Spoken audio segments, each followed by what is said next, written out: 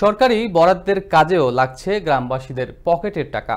আনন্দ টিভির অনুসন্ধানে বেরিয়ে এলো কালীহাতিতে কাবিখা প্রকল্পে চাঞ্চল্যকর অনিয়ম। উন্নয়নের নামে টাকা তুলেই কাজ শেষ। সরকারি কর্মকর্তার বিরুদ্ধে উঠে এসেছে গুরুতর অভিযোগ, আর প্রকল্পের নামে প্রতারণা বলছে গ্রামবাসী।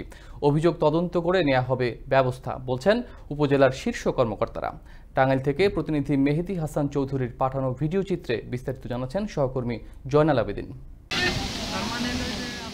টাঙ্গাইলের কালীহাতিতে কাবিখা প্রকল্পে সরকারি টাকা থাকলেও গ্রামবাসীর কাছ থেকে টাকা তুলে রাস্তার কাজ করার অভিযোগ উঠেছে ধনবাড়ী উপজেলার প্রকল্প বাস্তবায়ন অফিসের কার্য সহকারী জুয়েল মিয়ার বিরুদ্ধে।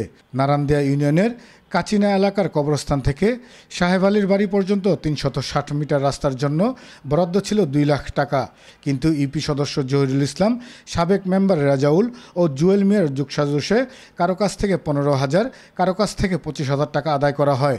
এমনকি ট্রাক ভর্তি মাটিও সংগ্রহ করা হয় স্থানীয়দের কাছ থেকে। মারি দিলি বাড়ি থেকে কাইটার দেন না গে, তারা বেগু খরচা দিয়ে ইয়ে থেকে বড় কাছিনা থেকে মাটি আনছে। তারা বলল যে রাস্তায় কর্ম মাটি দিতে হবো, আমরা মাটি দিছি। ৩০,০০০ টাকা নিছি, মাটি ফেলা দেওয়ার কথা।